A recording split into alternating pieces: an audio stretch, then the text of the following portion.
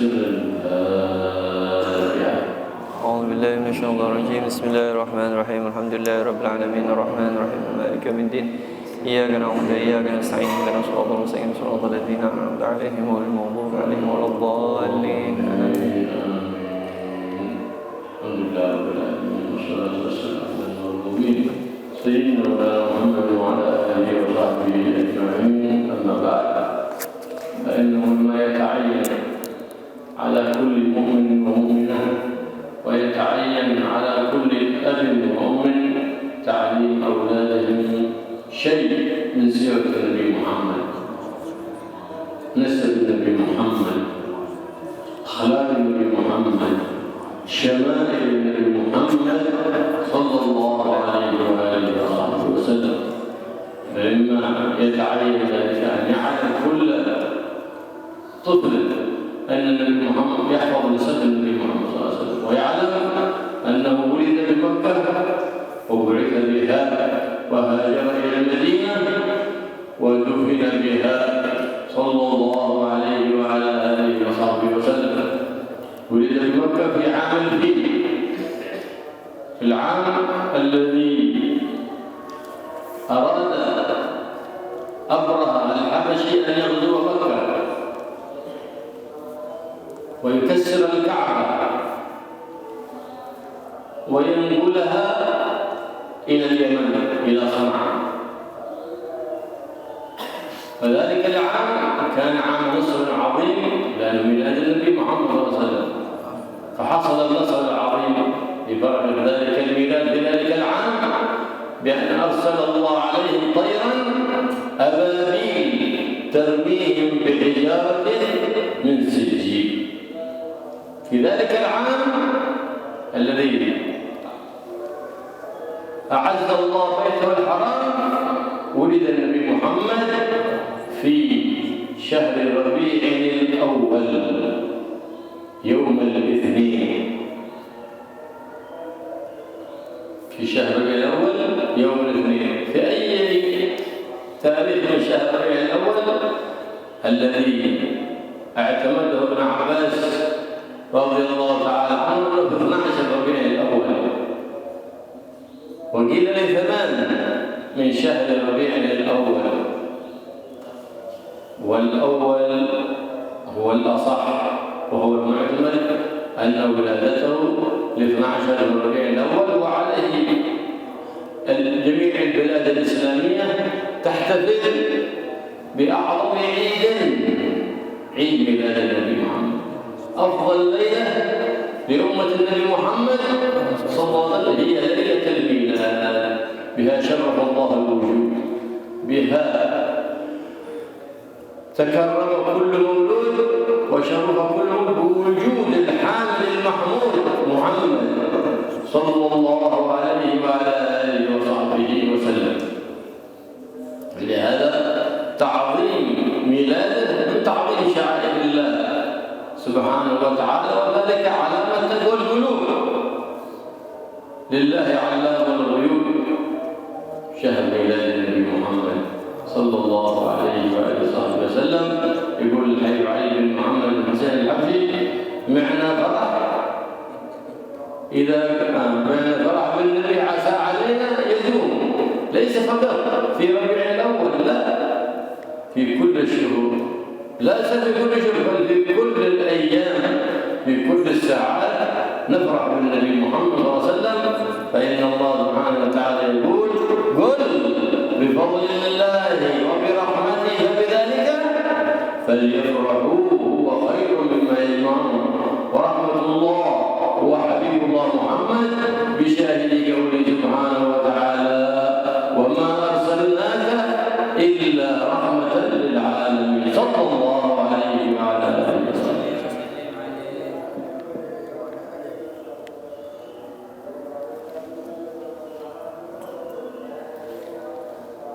بسم الله الرحمن الرحيم. الحمد لله رب العالمين wassalatu wassalamu ala asyrafil anbiya wal mursalin sayyidina Muhammad wa alihi washabihi ajmain. Meneruskan kajian kitab Sulamut Taufik, membahas tentang makna syahadatain. Beliau menjelaskan salah satu hal yang wajib diketahui wajib bagi seorang mukmin, wajib bagi seorang ayah, wajib bagi seorang ibu. Apa kewajibannya? Mengajarkan anak-anak mereka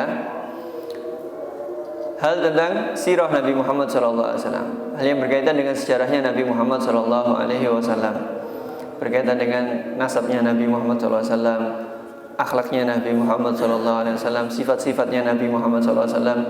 Jadi setiap anak wajib diajarkan hal-hal tentang ini. Setiap anak wajib hafal nasabnya Nabi Muhammad SAW. Salah satu hal yang berkaitan dengan Nabi Muhammad SAW yang harus diketahui adalah Nabi Muhammad SAW dilahirkan di kota Mekah di tahun gajah. Kenapa dinamakan tahun gajah? Ya, saat itu Abroha dari Habsyi, Raja Habasyi, Ethiopia, ingin memerangi Mekah, ingin menyerang Mekah, ingin menghancurkan Ka'bah dan bikin Ka'bah tandingan diganti di mana? Di Son'a, di Yaman. Akhirnya Allah Subhanahu wa taala memberikan pertolongan. Kenapa? Karena di tahun itu tahun yang spesial, tahun kelahirannya Nabi Muhammad sallallahu alaihi wasallam. Allah Subhanahu wa taala akhirnya mengutus apa? Burung ababil, sebagaimana dijelaskan di surat Fil. Nabi Muhammad sallallahu alaihi wasallam lahir di bulan Rabiul Awal. Lahir di hari Senin. Terus tanggal berapa? Ada perbedaan antara ulama. Sayyidina Ibn Abbas mengatakan lahir di tanggal 12. Ada yang mengatakan di tanggal 8. Tapi pendapat yang pertama, pendapat yang lebih masyhur dan diikuti oleh kebanyakan mayoritas umat Islam di seluruh dunia. Mereka merayakan di tanggal 12, merayakan hari raya yang teragung, hari raya yang terbesar, yaitu apa? Kelahirannya Nabi Muhammad SAW. Malam paling afdol, malam paling utama, malam terbaik bagi umatnya Nabi Muhammad SAW adalah malam dilahirkannya Nabi Muhammad SAW. Karena dengan lahirnya Nabi Muhammad SAW, semua keberkahan diturunkan kepada umat manusia, semua rahmat diturunkan kepada umat manusia. Jadi mengagungkan, menghormati, memeriahkan malam kelahiran Nabi Muhammad SAW itu adalah bagian dari takwa. Kenapa?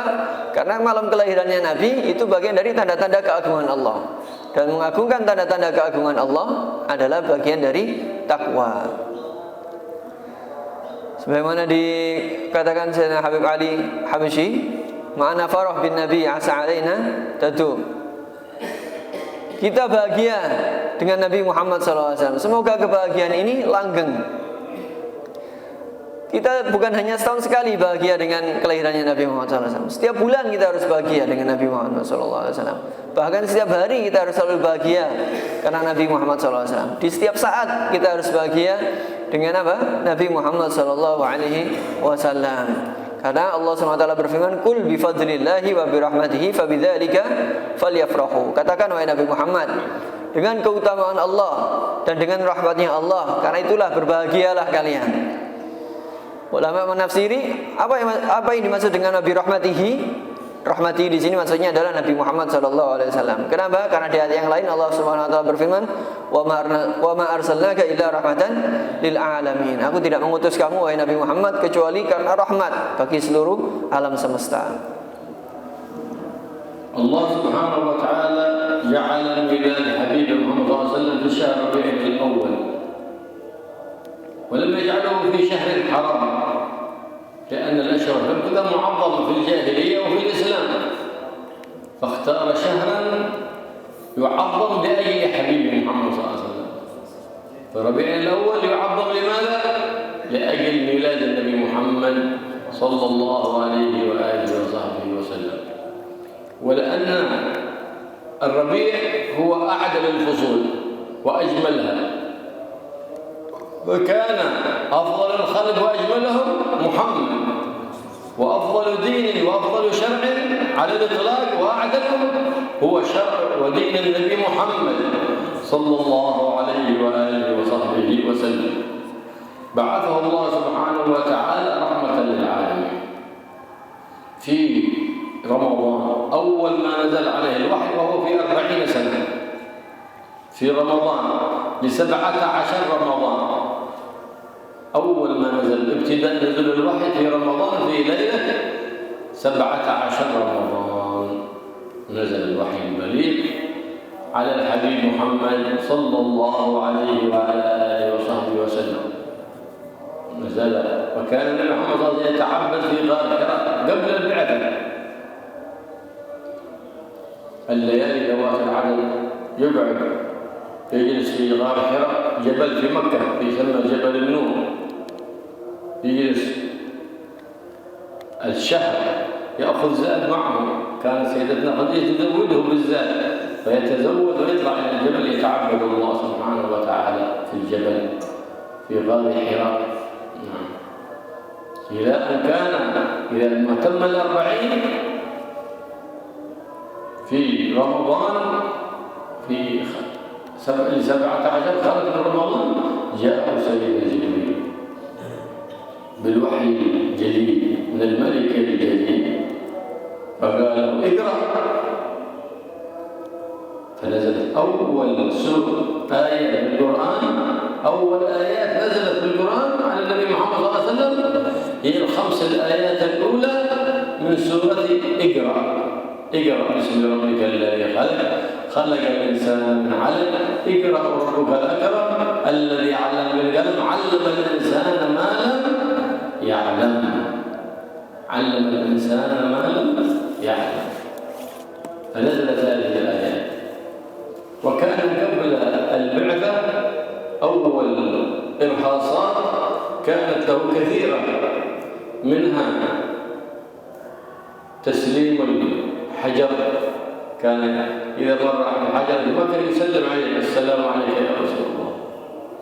وطاعة الشجرة، كان إذا جلس في ناحية في الظل هكذا الشجرة يتحول ظل الشجرة أهل النبي محمد صلى الله عليه وسلم. واستمرت الرؤيا الصادقة 6 أشهر قبل البعثة. كلما رأى رؤيا في المنام أصبحت الصباح أنها حقيقة. الرؤيا الصادقة أول 6 أشهر قبل البعثة. فلهذا يقول النبي محمد صلى الله عليه وسلم الرؤيا الصادقة أو الرؤيا الصالحة يراها العبد الصالح جزء من 46 جزء من النبوة. جزء من كم؟ 46. من 46 جزء من النبوة. لأن بعثة النبي محمد صلى الله عليه وسلم مدة البعثة كم؟ انتقل إلى ربه أو في 63 سنة. مدة البعثة 23 سنة، فال6 أشهر نسبتها إلى 23 جزء من 46 جزء من النبوة.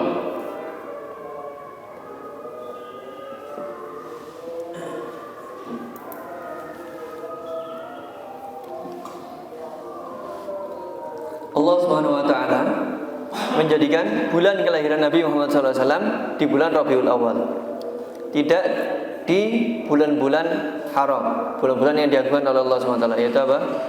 Bulan haram 4 itu, Dzulqa'dah, Dzulhijjah, Syawal dan Rajab. Tidak dijadikan di bulan itu. Apa hikmahnya? Karena bulan Muharram sudah diagungkan sama orang jahiliyah saat itu. Tapi Allah Subhanahu wa taala menaruh kelahiran Nabi, menjadikan kelahiran Nabi Muhammad SAW di bulan Rabiul Awal. Kenapa? Agar bulan Rabiul Awal ini menjadi mulia berkat Nabi Muhammad SAW. Salah satu hikmahnya lagi, karena di bulan Rabiul Awal ini apa? Musim semi. Jadi musim yang indah, musim yang terindah. Akhirnya musim yang indah untuk Nabi Muhammad SAW. Jadi Nabi Muhammad SAW adalah orang paling utama, paling istimewa. Dan syariat yang diberikan kepada Nabi Muhammad SAW adalah syariat yang paling istimewa. Nabi Muhammad SAW diutus oleh Allah menjadi rahmat bagi alam semesta. Beliau diutus di Mekah di bulan Ramadan, tepatnya tanggal 17 Ramadan. Di usia beliau ketika genap 40 tahun. Akhirnya turun wahyu pertama dari Allah Subhanahu wa taala. Sebelum Nabi Muhammad SAW mendapatkan wahyu, beliau menyendiri di Gua Hira, beribadah di Gua Hira. Sebelum diutus menjadi rasul. Hira ini nama gua yang ada di Gunung Jabal Nur, Gunung Nur di sana di Mekah sana.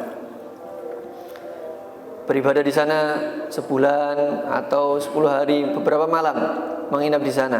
Dari rumah membawa bekal. Sayyidah Khadijah yang menyiapkan bekalnya.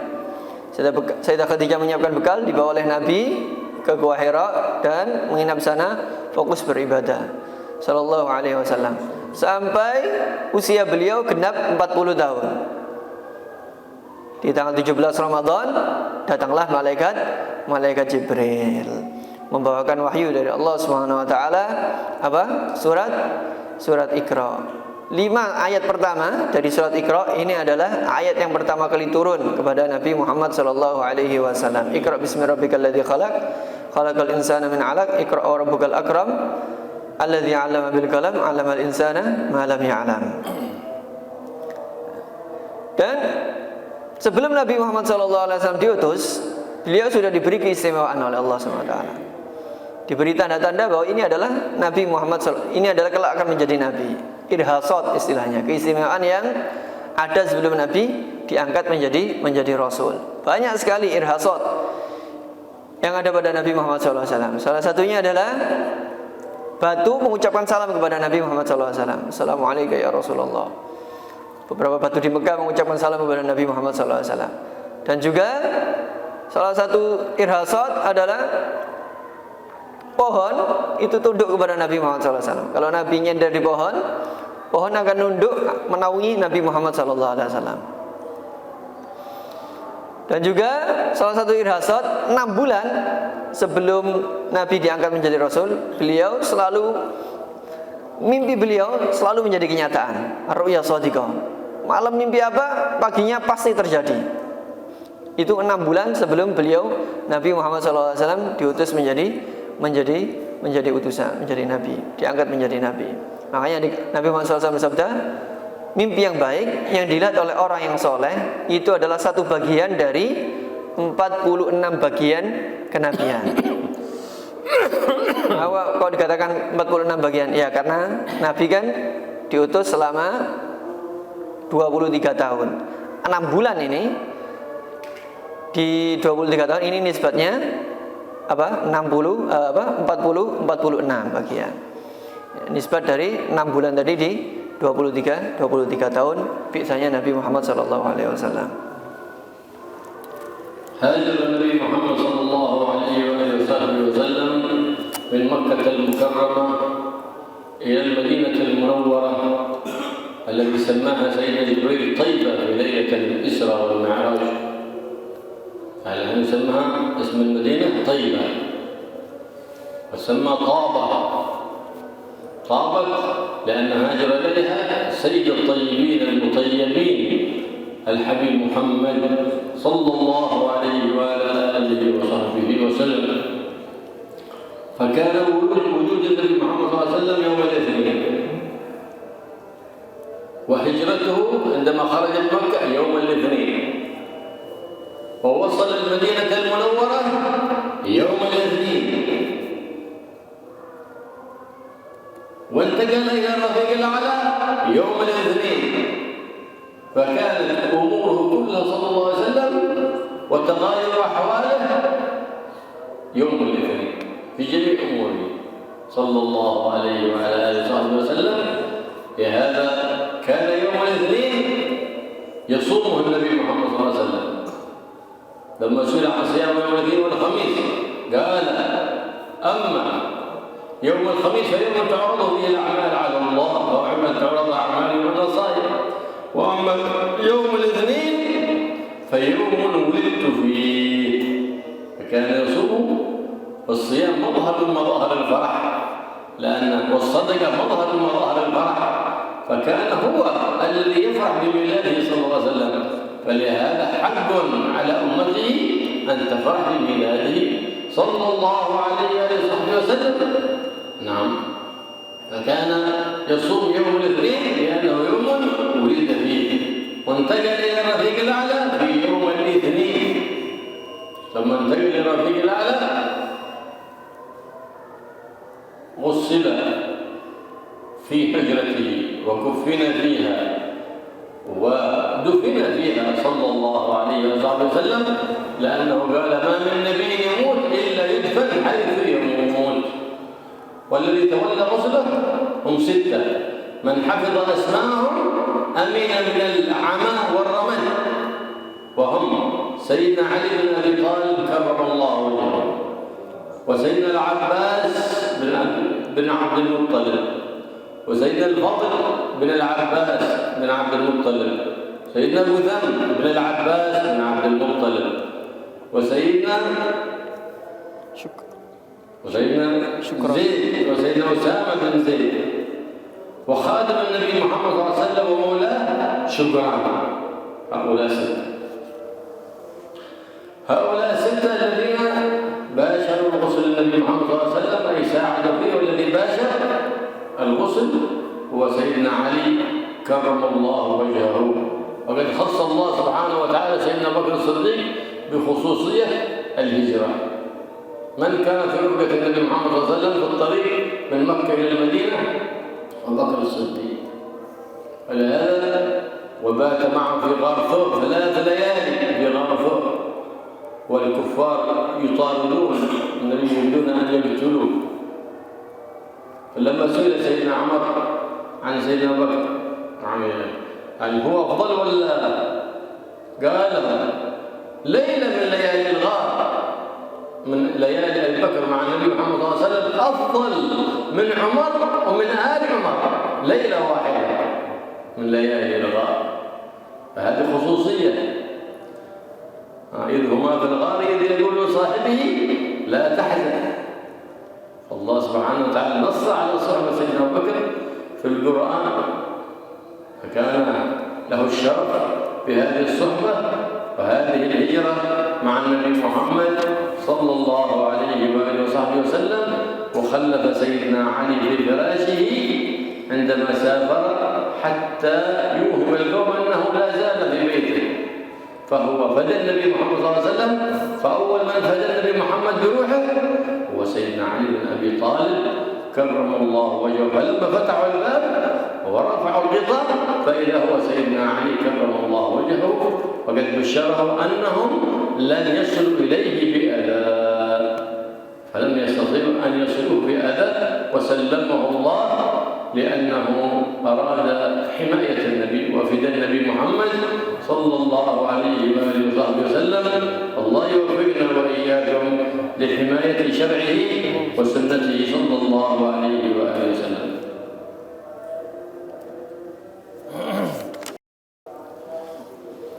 Nabi Muhammad SAW hijrah dari Mekah ke kota Madinah. Kota Madinah ini dijuluki oleh malaikat Jibril Thaibah, kota yang bagus, kota yang baik, kota yang nyaman. Kenapa? Karena di situ ada orang terbaik, orang yang paling bagus, Nabi Muhammad SAW.